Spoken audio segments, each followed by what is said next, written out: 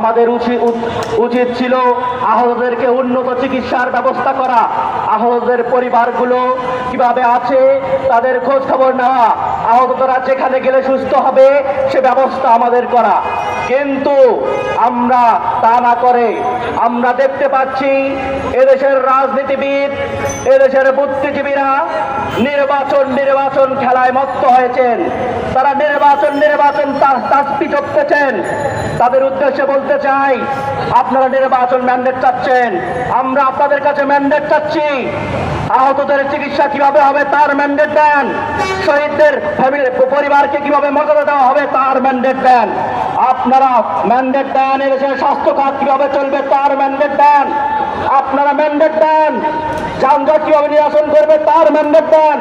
আপনারা ম্যান্ডেট দেন এদেশ থেকে দুর্নীতি কিভাবে উৎখাত হবে তার ম্যান্ডেট দেন। আপনারা ম্যান্ডেট দেন